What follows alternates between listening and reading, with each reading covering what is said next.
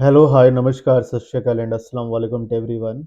मेरा नाम है विजय और अगर मैं मेरी बात करूं तो मैंने मेरा करियर जो है वो मर्चेंट नेवी से स्टार्ट किया और मुझे शिपिंग लाइन के अंदर ही स्टॉक मार्केट के बारे में पता चला from my one of my senior.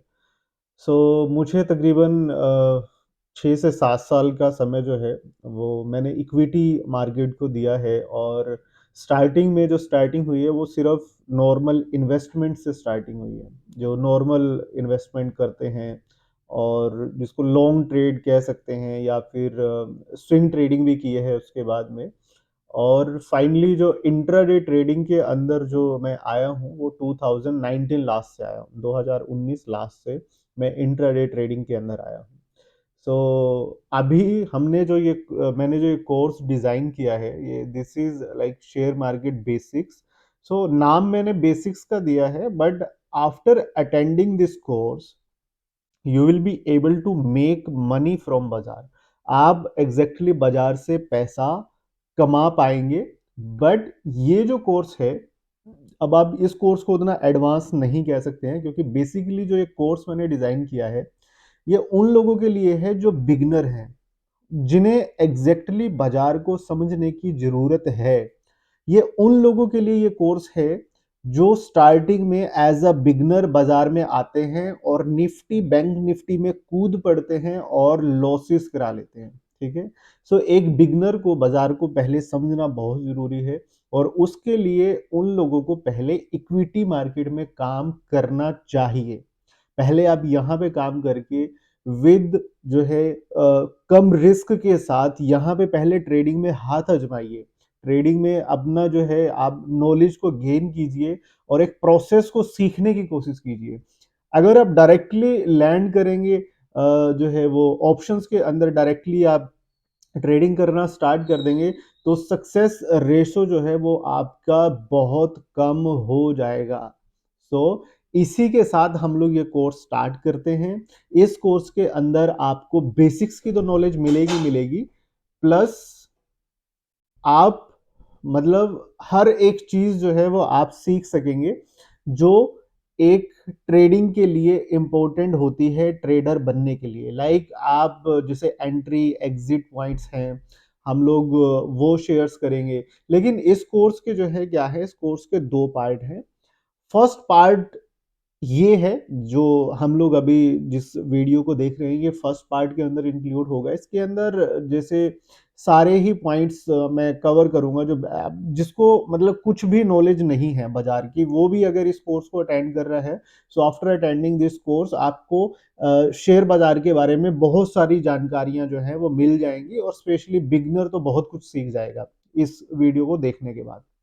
जो सेकंड पार्ट है वो ट्रेडिंग सेटअप है जो कि लाइव होता है, क्योंकि ट्रेडिंग सेटअप में बहुत सारे डाउट्स जो हैं वो बच्चे को सामने आते हैं। तो आई प्रेफर कि उसको हम लोग लाइव करें और आपको ऑन द स्पॉट जो भी डाउट्स फील हो, ठीक है, सो उन डाउट्स को आप जो है वो मेरे से पूछ सकें कि एग्जैक्टली ये चीजें कैसे होंगी, हम कैसे कर सकते हैं।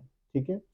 और जो मतलब इस कोर्स को स्टार्ट करने से पहले मैं आप सब लोगों को एक चीज बता दूं कि ट्रेडिंग जो है वो बहुत पेशेंस मांगती है। ठीक है। सो पेशेंस के साथ एटलीस्ट इस पूरे कोर्स को अटेंड कीजिए। मन को ऐसे मत कीजिए कि अभी ये देख लेता हूँ फिर वो देख लेता हूँ, अभी ये वीडियो फिर वो वीडियो, ऐसे काम नहीं बनने वाला है। मेरे जो एक्सपीरियंस रहे हैं मैं वो भी शेयर करूंगा इस कोर्स के अंदर, हर एक चीज पे बात करेंगे। कोर्स लंबा जरूर होगा लेकिन इंटरेस्टिंग बहुत होगा। ठीक है। सो पेशेंस के साथ इस पूरे कोर्स को अटेंड कीजिए और इसके बाद जो भी जैसे भी रिजल्ट्स रहेंगे वो आप मेरे को बताइए। सो आइए स्टार्ट करते हैं। सबसे पहले हम लोग बात करते हैं कि why we need to invest, हमें पैसा इन्वेस्ट करने की जरूरत ही क्यों है। सो अगर हम if we choose not to invest, अब हम एक एवरेज पर्सन को मान लेते हैं कि कोई एक इंसान है जिसकी सैलरी जो है वो तकरीबन 50K है और उसके जो मंथली एक्सपेंसेस जो हैं वो 30,000 के आसपास हैं और जो मंथली सेविंग है वो 20,000 रुपए की है। सो ऐसे में अगर पर्सन जो है वो 20 सालों तक इन्वेस्ट करता है अपने पैसे को, ठीक है? सो आफ्टर 20 ईयर्स उसके पास कितना पैसा उसको मिलेगा अगर नॉर्मली वो अपने उस पैसे को बैंक अकाउंट के अंदर रखता है, और बैंक के अंदर आपको कितना इंटरेस्ट मिलता है? 6 to 7%। ये भी शायद मैं ज़्यादा बोल रहा हूँ, बॉन्ड में जो है 7-8% मिलता है, बट अगर आप सेविंग में बात करेंगे तो 5 to 6% ही ईयरली मिलता है। तो अगर आप उस बेसिस पे देखेंगे, तो हम लोग देखते हैं कि आपके पास after 20 years of your hard work you accumulate 1.7 crore. आपके पास जो पैसा होगा वो 1.7 करोड़ होगा। महंगाई भी हर साल बढ़ रही है। महंगाई जो बढ़ती है वो 8% की रेशो से बढ़ती है। अभी हमने किसी टाइम में देखा था कि अभी उतना पुराना तो नहीं है, बट कोई समय ऐसा था जब 1 रुपए की 5-6 टॉफी भी आती थी, फिर 1 रुपए की 4 भी आई, फिर 1 रुपए की 2 टॉफी का टाइम भी देखा हमने, और अब 1 रुपए की 1 टॉफी अभी हम लोग प्रेजेंटली देख रहे हैं। बट टाइम ऐसा आएगा आगे चल के कि जो टॉफी 1 रुपए की आज मिल रही है वो 2 रुपए की मिलनी भी स्टार्ट होगी। ठीक है? सो ये महंगाई की ऐसी चीज है कि वो हर साल बढ़ती रहती है। तो अगर ये 1.7 करोड़ मैं 50 साल के बाद अगर ये मेरे पास रहेगा, सो 8% के हिसाब से महंगाई बढ़ रही है, तो तकरीबन तकरीबन ये 8 साल रफली चलेगा, और शायद उतना भी नहीं चले, क्योंकि अगर प्रैक्टिकल बात करूं तो हमारे पास हम कितना बचा पाते हैं, ये क्या हमने कभी सोचा? हमारे सेविंग अकाउंट में हम कितना बचा पाते हैं? क्योंकि एक मिडिल क्लास बंदा, उसके खर्चे ऐसे हैं ना, अनवांटेड एक्सपेंसेस लाइक बीवी के मतलब ससुराल में कोई शादी आ गई है ना, बच्चों की पढ़ाई का है या बीमारी का है ना, तो तरह तरह के बहुत सारे एक्सपेंसेस हैं, तो बचाना, पैसे को बचाना बड़ा मुश्किल है। लेकिन ये बहुत इंपॉर्टेंट चीज है कि अगर छोटा सा हिस्सा भी अगर हम लोग सेविंग का कर पा रहे हैं, तो उस पैसे से कैसे प्ले किया जाए, उस पैसे को कैसे अच्छे से निवेश किया जाए कि उस पैसे पे हमको बहुत अच्छे रिटर्न मिले, इस कला को अगर हम लोग सीख जाएंगे तो मेरी समझ से पैसा बनता है, ये फिर हम लोग जो है सबको बता सकेंगे कि भैया पैसे से पैसा बनता है। अभी तो नहीं बता सकते क्योंकि हमें एग्जैक्टली पता ही नहीं है कि कैसे पैसे से पैसा बनता है ना? तो पैसे से पैसा बनता है, फिर हम भी बड़े रोब में जो है किसी दूसरे को बोल सकेंगे भैया पैसे से पैसा बनता है ना? सो वो चीज़ें हम लोग इस कोर्स में पर्सनल इन्वेस्टमेंट भी सीखेंगे कि कैसे जो है चीज़ें पॉसिबल हो पाएंगी। ठीक है? सो अगर हम इन्वेस्टमेंट का चूज करते हैं, अभी तक तो हमने देखा कि अगर हम इन्वेस्टमेंट चूज नहीं कर रहे हैं तो मतलब 20 साल के अंदर तकरीबन 1.7 करोड़ जो है हम लोग will be able to accumulate, है ना? So if we choose to invest, अगर हम इन्वेस्टमेंट चूज करते हैं, अगर मैं ऐसा मानूं कि 12% पर एन्यूम, ठीक है, तकरीबन तकरीबन 12% जो है, अगर एक साल की रेशो से हम लोग इन्वेस्टमेंट स्टार्ट करें, तो हमारे पास जहां पे 1.7 करोड़ हो रहा था, so I will get around 4.2 crore, 4.2 जो है, इतना पैसा कहाँ, तो हमारे पास 1.7 करोड़ हो रहा था, सिर्फ हमारा पैसा सेविंग अकाउंट में पड़ा था। बट अगर मैं उसी पैसे को प्रेफर करूं कि यार मैं इस पैसे को इन्वेस्ट करूंगा, कहीं पे इन्वेस्ट करना है, तो अगर मेरे को मिनिमम एक साल का जो इंटरेस्ट है, जो रिटर्न है, अगर वो 12% भी मिल जाए, तो मेरे पास जो पैसा होगा वो 4.2 करोड़ होगा। है ना, बेहतर डील है, अच्छी डील है ना? सो इन्वेस्टमेंट, अब ये सुनने में तो बड़ा आसान लग रहा है, अच्छा लग रहा है ना, कि पैसा ज्यादा होगा, बट इस ये कैसे हो सकता है, कैसे पॉसिबल है, उस पर बात करेंगे। ठीक है? कौन कौन से ऐसे एसेट्स हैं जहां जहां पे हम लोग ये पैसा इन्वेस्ट कर सकते हैं? देखिए, एफडी को एक जो है लोग बहुत सरल साधन मानते हैं कि एफडी करा दो, है ना? सो एफडी में पैसा डाल सकते हैं आप, लेकिन आपको 12% तो नहीं मिलेगा, है ना? फॉर आपको, अगर आप एफडी में पैसा डालते हैं तो आपको 7 to 8% के रिटर्न्स मिल जाएंगे। अगर बात करें रियल इस्टेट की, तो रियल इस्टेट में भी इतने ही रिटर्न्स हैं, और ऐसा माना जाता है कि रियल इस्टेट में जो अगर पैसा डबल होने के जो चांसेस हैं, तो around it will take your 10 years, 10 साल आपके लग जाएंगे कि आपका पैसा, अगर आपने 10 लाख प्रॉपर्टी में डाला है तो 10 से 20 होने में 10 साल लग जाएंगे, उसकी भी कोई गारंटी नहीं है। क्यों? क्योंकि आपने जिस एरिया में प्लॉट लिया है या जो भी लिया है वो एरिया डेवलप होगा, तब ही आपकी प्रॉपर्टी के जो प्राइजेस हैं वो रेज होंगे। ठीक है, तो ये एक चीज है। फिर गोल्ड में बहुत सारे लोग जो है गोल्ड में बोलते हैं कि भैया गोल्ड में इन्वेस्टमेंट करते हैं, है ना। सो गोल्ड में भी सेम चांसेस है। अब बात करते हैं सेकंड नंबर पे। आप लोग सोच रहे होंगे कि सेकंड नंबर पे इक्विटी था और मैंने अभी तक उसके डिस्कशन नहीं किया। तो एग्जैक्टली हम लोग आ रहे हैं इक्विटी मार्केट का ही बारे में, ये पूरा कोर्स है। सो इक्विटी मतलब कि शेयर बाजार में पैसा डालना। ठीक है, तो शेयर बाजार में पैसे जो रिटर्न्स जो हैं वो अच्छे रिटर्न्स मिलते हैं। ठीक है, सो हम एक एग्जांपल दिखा देता हूं मैं आपको लाइव, तो ताकि आप लोगों को लगे कि मैं जो बोल रहा हूं वो सही है। ठीक है, सो हम लोग जो हैं अभी जैसे मेरे पास विप्रो खुला हुआ है, तो मैं विप्रो का एक बार चेक कर लेते हैं कि विप्रो पे हमको एग्जैक्टली कितने रिटर्न्स मिले हैं।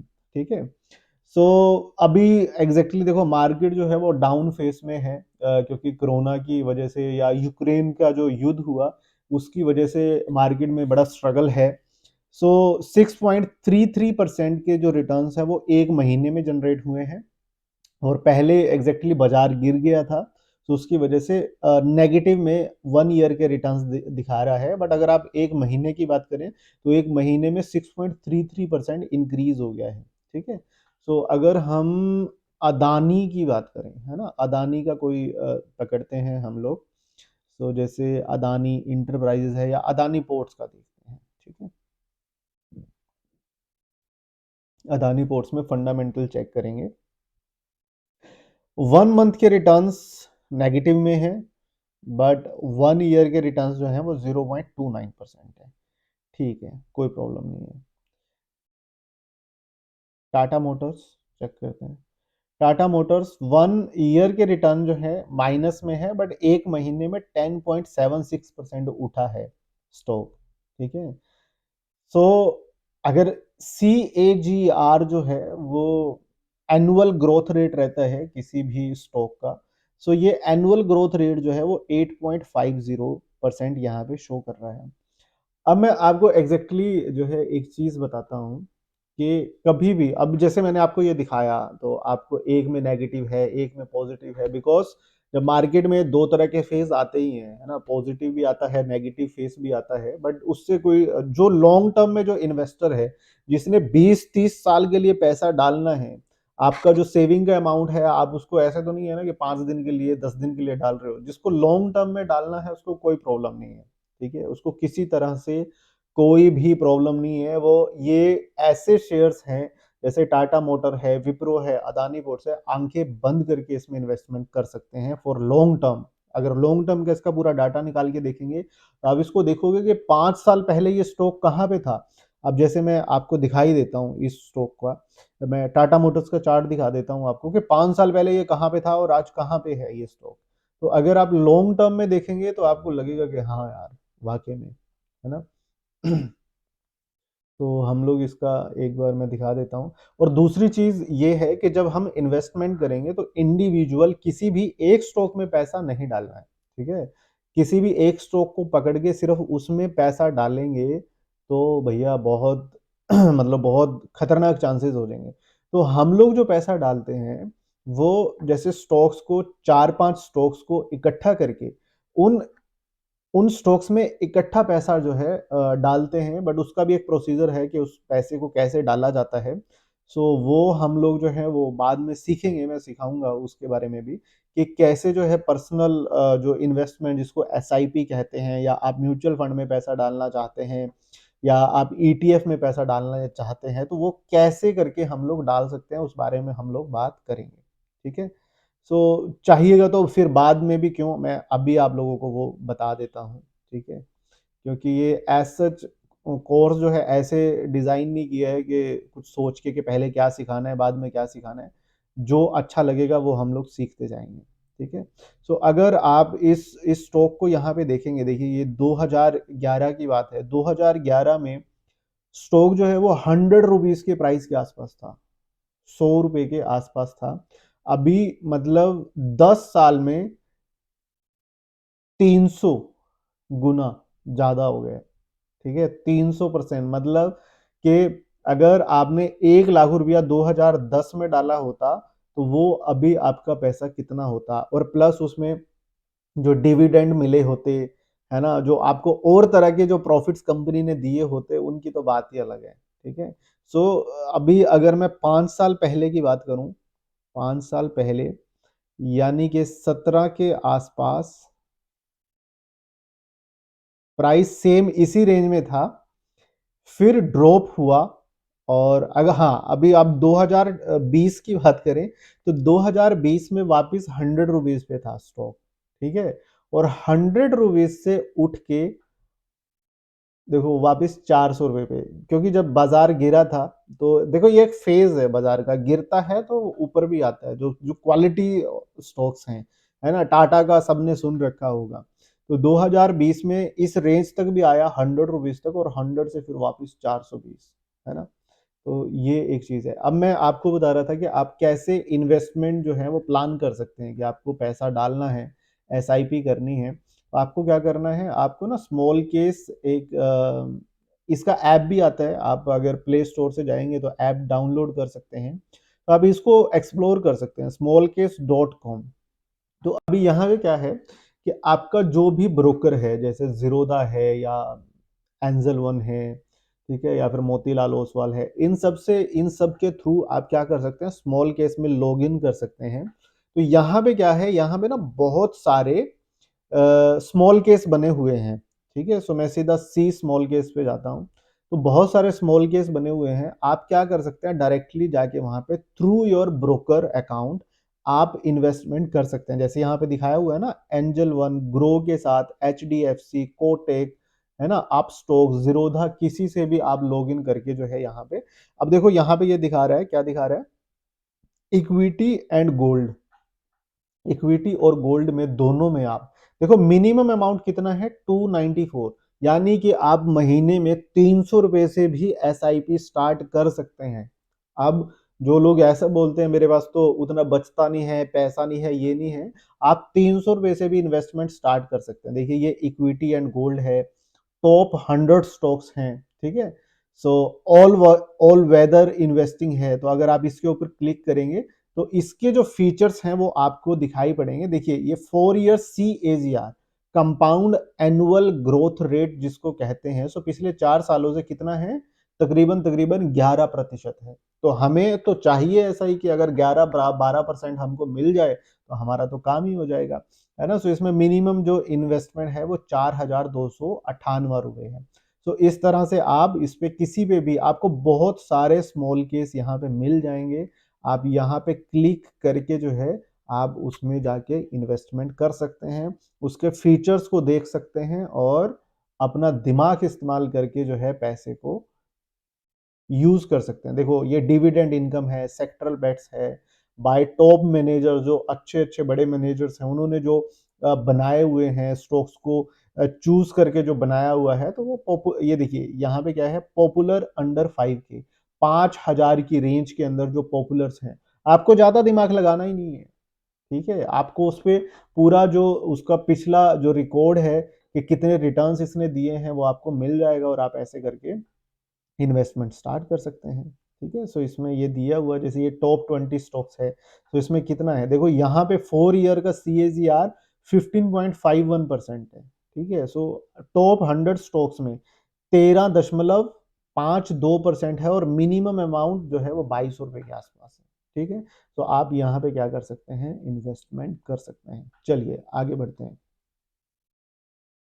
ठीक है? सो हमने ये बात कर ली, आप FD में पैसा डाल सकते हैं, है ना? इक्विटी में भी मैंने दिखाया, FD में 7 to 10% मिलता है, रियल इस्टेट में भी इतना मिलता है, गोल्ड में भी 7 to 8% मिलता है, इक्विटी में अनंत है। इक्विटी में बहुत सारे स्टॉक्स ऐसे भी हैं जिसमें एक साल में ही जो डबल हुए हैं, लास्ट विद इन 1 ईयर जो स्टॉक्स ऐसे हैं जो डबल हुए हैं। अदानी, अभी बिकॉज ऑफ द जो ये वॉर हुआ यूक्रेन का और रशिया का, उसकी वजह से मार्केट में थोड़ा सा अनस्टेबल हुआ है। अदरवाइज अदानी के स्टॉक्स ने जो ग्रोथ किया है, अगर आप उसमें आपने 2 या 3 साल पहले पैसा डाला होता तो अभी तक तो पूरा माला माल हो गया होता सब कुछ। सो 20% CAGR भी लॉन्ग टर्म में आप मार्केट में एक्सपेक्ट कर सकते हैं। लेकिन लेकिन किसी पे डिपेंडेड होने की बजाय उसका जो टेक्निकल है, किसी भी स्टॉक्स में, किसी फंड में आप अगर पैसा डाल रहे हैं, सो उसका जो टेक्निकल पार्ट है इतना होना चाहिए कि वो हमें खुद से आना चाहिए। चार्ट रीड करना आना चाहिए कि हम चार्ट को देख के आइडिया ले सकें कि मुझे कब तक किसी स्टॉक को होल्ड करना है और कब मुझे उस स्टॉक से निकल जाना चाहिए। ठीक है। सो हम उन सब टॉपिक्स पे वन बाय वन जो है इस कोर्स के अंदर बात करने वाले हैं। कोर्स तो देखो मेरी तरफ से मैं पूरी कोशिश में कि कोर्स इंटरेस्टिंग रहे, आपकी समझ में आए और फालतू की मतलब शोशेबाजी या दिखावा ना करते हुए उतने अच्छे से हम लोग इस कोर्स को करें कि बेशक देसी भाषा में हो, नॉर्मल भाषा में हो, लेकिन सामने वाले को जो जितना वो करे उसको समझ में आ जाए। ठीक है। ये यहाँ तक इक्विटी मार्केट व्यूज मैंने थोड़ा सा ब्यौरा दिया आपको कि इन्वेस्टमेंट करना क्यों जरूरी है, कहाँ कर सकते हैं और SIP वगैरह कहाँ से स्टार्ट कर सकते हैं। ठीक है। ये रहा फर्स्ट मतलब कोर्स का जो है एक पार्ट। ठीक है। अब सेकंड पार्ट के अंदर एंटर करते हैं, पहली वीडियो के ही इकोसिस्टम के बारे में बात करते हैं। There are two main stock exchanges in India. अब जो नॉन है ना, उसको तो मालूम होगा NSE क्या है, BSE क्या है। अब जो अननोन है, जो बिगनर है, तो उसको नहीं पता होगा कि क्या होगा, है ना। आपने BSE का नाम सुना होगा, बॉम्बे स्टॉक एक्सचेंज, जो बचपन में हम लोग देखते थे DD न्यूज पे, जब हम लोग न्यूज देखते थे तो वो एक लंबी सी बिल्डिंग आती थी और उस पर बताते थे सेंसेक्स इतने पॉइंट गिरा, ये किया। वो BSE जो ओल्डेस्ट स्टॉक एक्सचेंज है। अभी जो लेटेस्ट NSE है, NSE भी अब तो ऑब्वियसली पुरानी तो हो ही रही है। तो ये दो फेमस स्टॉक एक्सचेंजेस हैं। स्टॉक एक्सचेंजेस बहुत सारी हैं, बट जो सबसे ज्यादा जिसके अंदर ट्रेडिंग होती है वो BSE और NSE होती है। अब स्टॉक एक्सचेंज एग्जैक्टली है क्या, देखिए हम अपनी रोजमर्रा की जरूरतों के लिए कहाँ पे अप्रोच करते हैं, कहाँ पे जाते हैं हम लोग, है ना। तो हम लोग एग्जैक्टली मार्केट में जाते हैं, है ना, मॉल में शॉपिंग करने के लिए जाते हैं। सो ये एक्सचेंज जो ऐसे ही है, काइंड ऑफ मॉल है जहां से हम लोग स्टॉक्स बाय कर सकते हैं। ठीक है। बट यहाँ पे ऐसा नहीं है कि आपको अगर खरीदना है तो आपको मतलब अंदर जाना पड़ेगा और आप ऐसे शॉपिंग कर सकते हैं। You can not approach directly. अब NSE और BSE जो स्टॉक एक्सचेंज है, ये एक तरह के मॉल टाइप की है, दुकान है जहां से आप स्टॉक्स ले सकते हैं। बट इसका जो फंडामेंटल है एग्जैक्टली वो क्या है, उस पर अभी हम लोग बात करेंगे। ठीक है। सो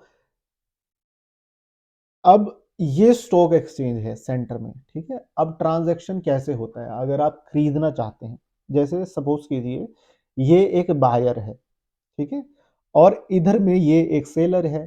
ठीक है। कह सकते हैं कि बायर ये कौन है, ये लड़के वाले हैं और ये लड़की वाले हैं। ठीक है।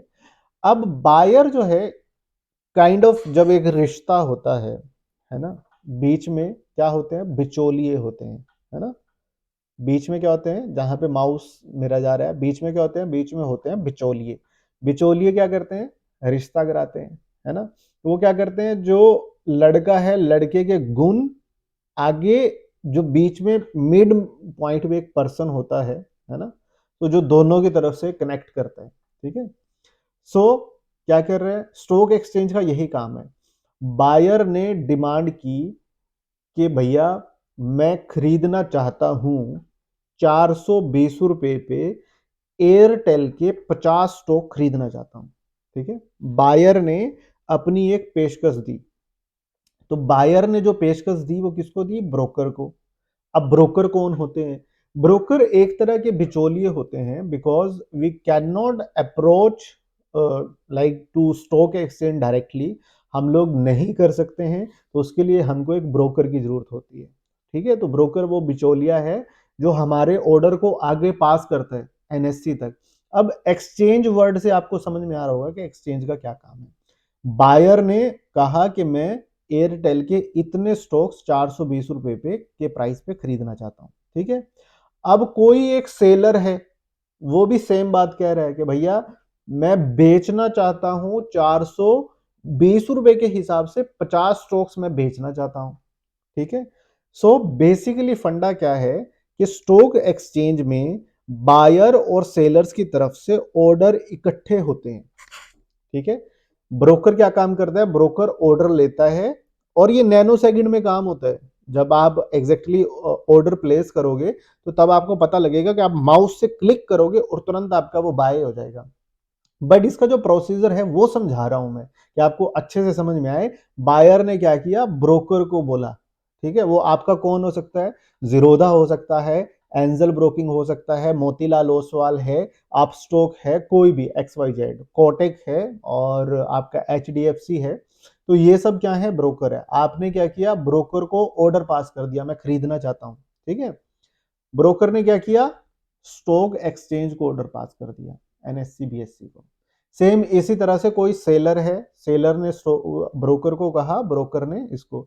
सो एक्सचेंज का बेसिकली काम क्या है कि आप किसी चीज को खरीदोगे, है ना, खरीदना चाहते हो तो कहां से खरीदोगे, सेलर के पास से, है ना।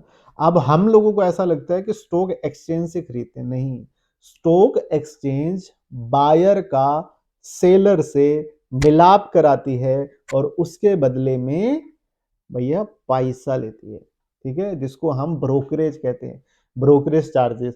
तो ब्रोकरेज चार्जेस में जो आपका ब्रोकर है उसके भी चार्जेस होते हैं और प्लस आपके एनएससी और बीएससी स्टॉक एक्सचेंज के भी चार्जेस होते हैं। सो इन दोनों का बेसिकली काम क्या है, बायर को सेलर से मिला देना। और बायर और सेलर्स कब मिलेंगे, जब वो किसी एक पॉइंट पे एग्री करेंगे कि भैया मैं 420 में खरीदना चाहता हूं और सेलर भी कहे कि हाँ भैया मैं 420 में बेचना चाहता हूं। जब दो लोग, बायर और सेलर, एक ही प्राइस पे एग्री करें तो वहां पे क्या होता है, वहां पे ट्रांजैक्शन होता है। और ट्रांजैक्शन किसकी हेल्प से होता है, ब्रोकर और स्टॉक एक्सचेंज की। सो होपफुली उम्मीद कर रहा हूं कि आपको ये बात समझ में आ गई होगी कि स्टॉक एक्सचेंज और ब्रोकर क्या है। अगर तब भी नहीं समझ में आई, आप ऑलवेज वेलकम है, कमेंट कीजिए, हम बैठे हैं, हम वापस समझाएंगे आपको। ठीक है। अब मार्केट पार्टिसिपेंट्स कौन कौन से हैं, डोमेस्टिक रिटेल पार्टिसिपेंट, मैं इनको चींटियां कहता हूं। चींटियां मतलब कि जो बाजार है, बाजार में कौन कौन लोग खरीद बेच कर रहे हैं, इसका ये मतलब है, आसान शब्दों में, है ना, देसी भाषा में। सो डोमेस्टिक रिटेल पार्टिसिपेंट क्या है, these are people like you and me transacting in the market. Transaction word समझ लिया आपने, ट्रांजैक्शन कैसे होता है, खरीद बेच कैसे होती है। सो हम लोग ट्रांजैक्टिंग कर रहे हैं तो उसको क्या कहते हैं, डोमेस्टिक रिटेल पार्टिसिपेंट्स। ठीक है। अब आता है एनआरआई एंड ओसीआई, जो लोग इंडिया से बाहर बैठे हैं, है ना, जो एनआरआई हैं, तो वो लोग भी मार्केट में ट्रेड कर सकते हैं, खरीद बेच कर सकते हैं। तो उसके लिए उनको क्या करना होता है, एनआरआई अकाउंट ओपन करवाना होता है, जिसका प्रोसीजर थोड़ा सा डिफरेंट होता है। अगर आप एक एनआरआई हैं और अकाउंट ओपन कराना चाहते हैं तो आप यूट्यूब पे सर्च कर सकते हैं। ठीक है। बाकी अगर आप इंडिया के अंदर ही हैं और इंडियन नॉर्मल अकाउंट ओपन कराना चाहते हैं तो बहुत सरल सा मेथड है। और अगर आप जाएंगे यूट्यूब पे तो आपको 1000 ऐसी वीडियोस मिल जाएंगी, तो आप वहां पे जाके चेक कर सकते हैं और अकाउंट ओपन कर सकते हैं। ठीक है। डोमेस्टिक इंस्टीट्यूशंस, जिसको हम लोग DII भी कहते हैं। ठीक है। सो डोमेस्टिक इंस्टीट्यूशन क्या होते हैं, these are large corporate entities based in India. अब LIC का नाम सबने सुना होगा, है ना। तो क्या करते हैं आप लोग, LIC की पॉलिसियां बाय करते हैं, है ना, कि इतने टाइम में इतना पैसा मिल जाएगा, ये होगा वो होगा।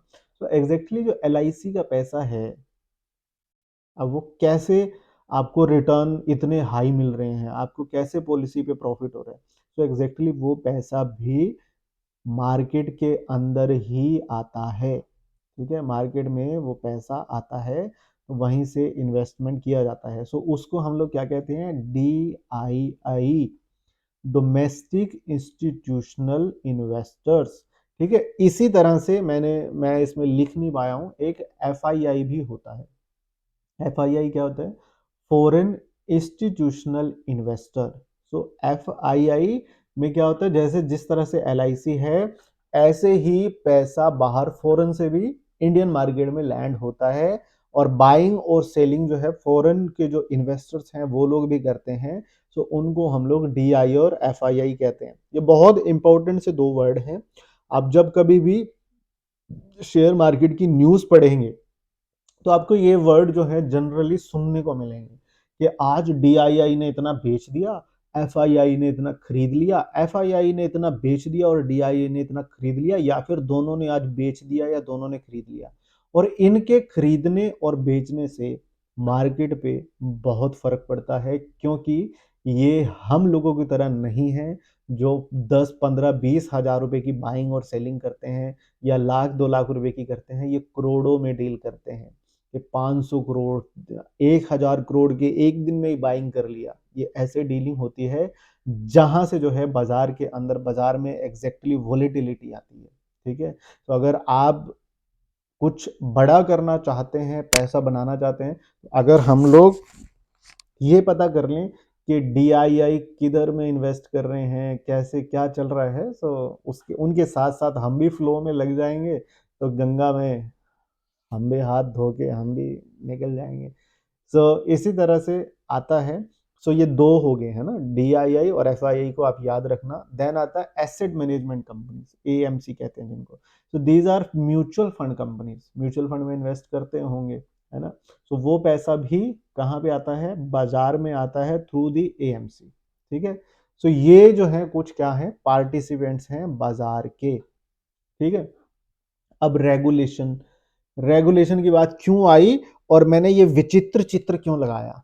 ठीक है, जिसमें क्या हो रहा है कि एक अंपायर आउट दे रहा है और एक बैट्समैन जो है वो खेल रहा है cricket.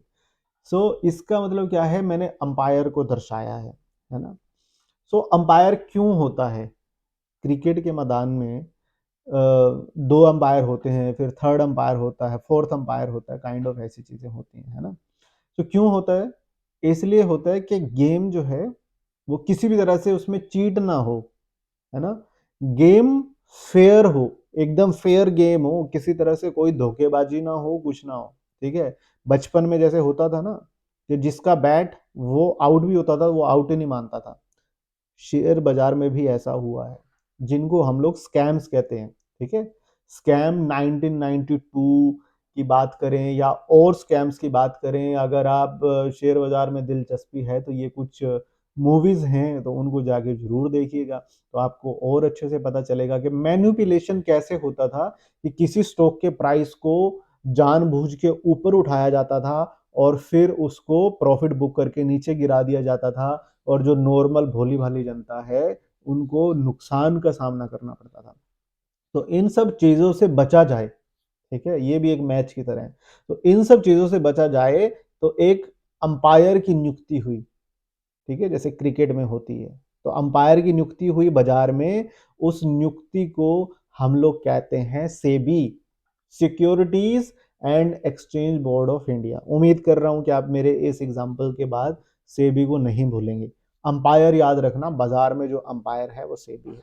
The stock exchanges BSc and NSC conducts it's business fairly. जो मैंने बताया कि ये लोग जो एनएससी और बीएससी जो स्टॉक एक्सचेंज है, ये उनके ऊपर भी नजर रखता है SEBI. So stock brokers and sub brokers conduct their business fairly. जो हमारे बिचौलिए हैं, और छोटे बिचौलिए, बड़े बिचौलिए, सब अपना काम ध्यान से कर रहे हैं, अच्छे से कर रहे हैं, फेयर तरीके से कर रहे हैं, सेबी नजर रखता है। ठीक है, participants don't get involve in unfair practice. ठीक है, जो पार्टिसिपेंट्स हैं जो हमने डिस्कस किए, कोई भी किसी भी तरह का पार्टिसिपेंट्स है धोखाधड़ी ना करे, इन सब की नज़र जो है वो सेबी रखता है। बेसिकली सेबी क्या कहता है, सेबी सारे पार्टिसिपेंट्स को यही कहता है कि सावधान रहें, आप कैमरे की नज़र में हैं। तो जो सेबी का जो कैमरा है ना वो हर वक्त जो है वो क्या करता है, वो घूमता रहता है ना। सो ये सेबी की बात है। Large investor with huge cash, ये ऐसा होता था, मैनिपुलेशन होता था। जिसके पास ज्यादा रकम है वो क्या करता था, पैसा उसमें डाल देता था स्टॉक्स में, तो स्टॉक जंप करता था। जब पब्लिक भी खरीदना स्टार्ट करती थी तो 2-4 रुपये ऊपर बढ़ा तो वो अपना पूरा पैसा जो है वो निकाल लेते थे। लेकिन अब डरने की कोई जरूरत नहीं है, क्योंकि बिग बॉस इधर हैं। कौन है बिग बॉस? मार्केट के वो हैं सेबी। तो the overall development of markets जो है वो टेकन केयर बाय सेबी। ठीक है, सो उम्मीद कर रहा हूं आपको ये पॉइंट भी क्लियर हो गया होगा। नहीं क्लियर हुआ हो, कमेंट खुले हैं, ठीक है। आप बकायदा कभी भी आपको किसी भी तरह का कोई भी डाउट आता है आप पूछ सकते हैं, फिर हम दोबारा समझाने की कोशिश करेंगे। डिपॉजिटरी पार्टिसिपेंट, अब ये कौन है भैया? अब अच्छा, इससे पहले हम एक पॉइंट डिस्कशन करते हैं कि आपने नाम सुना होगा तो ट्रेडिंग अकाउंट का, ट्रेडिंग ऑब्वियसली आपने ट्रेडिंग सुना होगा। सो ट्रेडिंग अकाउंट और डीमेट अकाउंट दो अलग अलग हैं, ये दोनों चीजें। आपने डीमेट अकाउंट सुना होगा कि भैया मेरे को तो डीमेट अकाउंट अपना ओपन कराना है ना। आपने ट्रेडिंग अकाउंट को सुना होगा। बेसिकली क्या होता है कि आप जब किसी ब्रोकर के साथ अकाउंट ओपन करते हैं तो आपके दोनों अकाउंट ओपन हो जाते हैं, ठीक है। आपका डीमेट अकाउंट भी ओपन हो जाता है, एक ही प्रोसीजर के साथ आपके दोनों अकाउंट ओपन हो जाते हैं, ट्रेडिंग अकाउंट और डीमेट अकाउंट। बट दोनों में डिफरेंस क्या है वो सीख लेते हैं, ठीक है। अब दोनों में डिफरेंस क्या है? दोनों में डिफरेंस ये है कि जैसे सपोज करो, वही फिर यार है ना, देसी भाषा से, देसी एग्जांपल से सीखने की कोशिश करेंगे। जैसे सपोज करो आपने घूमने का प्लान बनाया, है ना। मैं जिस जगह पे रहता हूँ, मान लो मैं हरियाणा में रहता हूँ, तो मैंने घूमने का प्लान बनाया और मैं यहाँ से कुरुक्षेत्र जाना चाहता हूँ, है ना। अब कुरुक्षेत्र का मेरा इतना डिस्टेंस है कि मैं विद इन अ 1 डे जाऊंगा और घूम के वापस आ जाऊंगा, ठीक है। और फिर मेरा मतलब कोई अनदर प्लान बनता है कि यार मेरे को तो अमृतसर घूमने जाना है ना। सो जो अमृतसर का मेरा ट्रिप है मैं वो एक दिन में कंप्लीट नहीं कर सकता। I have to stay there for at least for 1 night. एक रात के लिए मुझे रुकना पड़ेगा वहां, ठीक है। तो मुझे क्या करना पड़ेगा? एक रात के लिए रूम लेना पड़ेगा। व्यवस्था जरूरी है, रोड पे तो सो नहीं सकते, तो मैं व्यवस्था करूंगा, रहूंगा। तो सेम इसी तरह से स्टॉक मार्केट में क्या होता है कि किसी स्टॉक को आपने खरीदा और सेम डे बेच दिया, वो ट्रेडिंग अकाउंट है, पॉसिबल है उससे। बट अगर आप किसी स्टॉक को एक रात के लिए भी होल्ड करना चाहते हैं, अगर आपको एक रात भी रुकना पड़ जाए कहीं बाहर, तो आप क्या करेंगे? होटल लेंगे, है ना, रूम लेंगे। तो अगर एक रात के लिए भी किसी स्टॉक को आपके पास रुकना पड़ जाए तो you must have demat account. आपके पास क्या होना चाहिए? डीमेट अकाउंट होना चाहिए। Demat account is kind of digital account जिसके अंदर आपकी होल्डिंग्स ऑफ स्टॉक्स जो है वो रहता है। अब ये डीमेट अकाउंट आया कहां से? और डीप, थोड़ा सा डीप और चले जाते हैं, पुराने जमाने को कंपेयर करते हैं। पुराने जमाने में क्या होता था कि जैसे आप शेयर्स बाय करते थे, तो शेयर्स बाय करने का क्या प्रूफ है आपके पास शेयर? क्योंकि पहले टाइम में तो क्या होता था कि हर सिटी में ना ऑफिस बने होते थे, जो ब्रोकर के, जो डीलर होते थे, डीलर के ऑफिस बने होते थे। तो उस ऑफिस में जाके या तो आप उनको फोन करके कहते थे लैंडलाइन से, भैया मेरे रिलायंस के 50 स्टॉक खरीद देना, है ना, पैसे भेज देंगे या भिजवा रहा हूँ इतने खरीद देना, या आप डायरेक्टली अप्रोच करते थे वहां पे। तो फिर कुछ दिन के बाद क्या होता था, एक पेपर प्रूफ आता था, पेपर पेपर पे सर्टिफिकेट, काइंड ऑफ सर्टिफिकेट आता था कि 50 स्टॉक्स के आप मालिक हैं। आपको अगर बहुत सारी स्टोरीज ऐसी भी सुनने को मिलेंगी कि किसी का जैसे मतलब कोई बुजुर्ग थे, उन्होंने किसी टाइम में लेके रखे थे, उन्होंने किसी को बताया नहीं, जब उनके डॉक्यूमेंट्स को चेक कर रहे थे तो उसमें से वो सर्टिफिकेट निकला। ऐसा एग्जैक्टली केस हुआ है। वो एमआरएफ के शेयर थे, कहाँ तो उनको जो है वो दाल रोटी के लाले पड़ रहे थे, और जब वो देखते हैं वो स्टॉक ही कम से कम 60-70 करोड़ के निकलते हैं, क्योंकि किसी टाइम में जो खरीद के रखे थे। अब उसकी वैल्यूएशन कैसे हुई? उसकी वैल्यूएशन उस सर्टिफिकेट से हुई।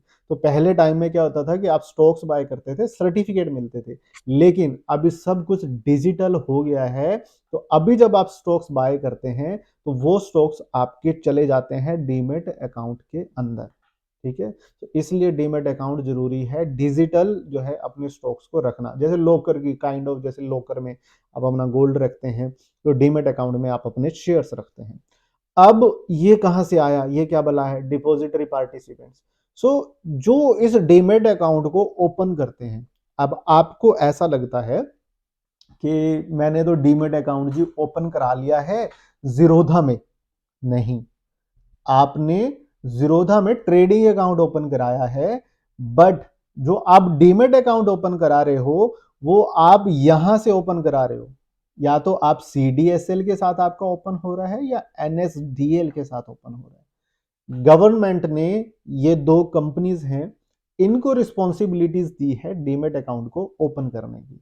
अब पहली बात कि जैसे हम स्टॉक एक्सचेंज को डायरेक्टली अप्रोच नहीं कर सकते, सेम तरह से हम अपना इन दो, ये जो दो कंपनीज हैं इनको अप्रोच नहीं कर सकते, इनको जाके ये नहीं कह सकते भैया मेरा डीमैट अकाउंट ओपन कर दो। तो इनके लिए भी बीच में एक क्लाइंट आता है, एक ब्रोकर आता है, जो सेम जो है वो कौन होता है, जैसे जीरोदा है, तो हम एनएससी को भी डायरेक्टली अप्रोच नहीं कर सकते, और डीमैट अकाउंट ओपन कराने के लिए ना सीडीएसएल को अप्रोच कर सकते हैं ना एनएसडीएल को अप्रोच कर सकते हैं। तो इसके लिए भी हमको वो सेम ही ब्रोकर की जरूरत होती है। तो बेसिकली इसका फंडा क्या है, जो एनएसडीएल और सीडीएसएल जो है ये आपके कौन है, डिपॉजिटरी पार्टिसिपेंट्स हैं, आप जिनके थ्रू अपना डीमैट अकाउंट ओपन करा रहे हैं। The depositories are not client facing organization, this means you cannot directly interact with the depository, that is the NSDL or CDSL. A depository participant registered himself as a member at the depository and render the, तो इसी तरह से आप stock Zerodha etcetera वगैरह हैं, ये कौन है। अब सीडीएसएल में ना एक चीज और आती है, अब मैं थोड़ा सा और आपको बताता हूं।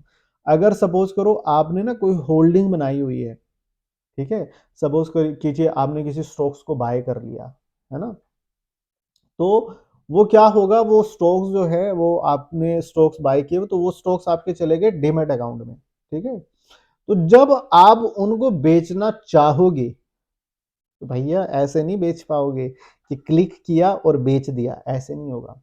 आपको पिन जनरेट करना पड़ेगा एनएसडीएल और सीडीएसएल का।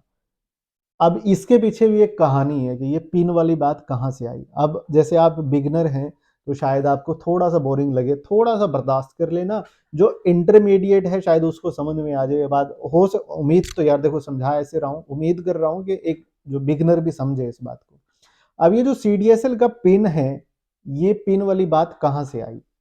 पहले टाइम में कैसे होता था कि जैसे ये जो नॉर्मल क्लाइंट होते थे, है ना, आपके लोकल सिटी में क्लाइंट होते थे, है ना, तो ये लोग क्या करते थे कि सपोज कीजिए अभी पहले टाइम में कैसे होता था, लोग ना फोन करके बोलते थे मेरा ये बेच देना, मेरा ये खरीद लेना। तो वो जो क्लाइंट होता था वो पावर ऑफ अटर्नी साइन कराता था, ठीक है। अब मैं ये भी बता देता हूं पावर ऑफ अटर्नी क्या है। पावर ऑफ अटर्नी ये होता था कि किसी दूसरे के बिहाफ पे, अब सपोज करो जैसे मेरा कोर्ट में कोई केस चल रहा है, एग्जाम्पल देना जरूरी है वरना आपको समझ में नहीं आएगा। मेरा कोर्ट में केस चल रहा है ना, और मेरी तारीख लगी है, मैं मेरे को तारीख पे जाना है। अब आप लोगों ने ये बात सुनी होगी कि कई बार जो जिसके ऊपर केस चल रहा है वो नहीं जाता है, उसकी जगह उसका वकील चला जाता है। तो वो वकील के पास ऐसा क्या है, वो चला गया। वकील अपने क्लाइंट से पावर ऑफ अटर्नी साइन कराता है, और वो क्या कहते हैं कि मैं on behalf of my client I am representing, ठीक है, मैं यहां पे खुद को रिप्रेजेंट कर रहा हूं मेरे क्लाइंट के बिहाफ पे। तो that is power of attorney. तो सेम इसी तरह से क्या होता था कि किसी चीज को आप बेचना चाहते हैं, किसी शेयर को आप बेचना चाहते हैं, तो अभी क्या है, आप बेचना चाहते हैं, है ना, बट सारा सिस्टम कैसे होता था जब ये ऑनलाइन नहीं था, तो क्लाइंट के थ्रू ही होता था।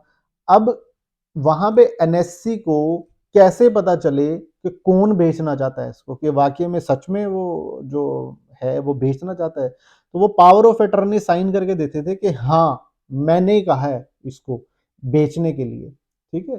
सो अभी बाद में क्या हुआ, जब डिजिटलाइज हुई चीजें, तो तब भी पावर ऑफ अटर्नी साइन कराया जाता था। अभी भी देखो, मैं नाम नहीं लूंगा, 2 4 5 ब्रोकर ऐसे हैं जो अभी भी पावर ऑफ अटर्नी साइन कराते हैं।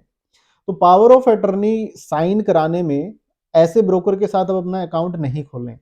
तो पावर ऑफ अटर्नी साइन जब आप कर रहे हो तो आप एग्जैक्टली ये राइट्स दे रहे हो उसके कि ऑन बिहाफ ऑफ मी आप खरीद बेच कर सकते हो।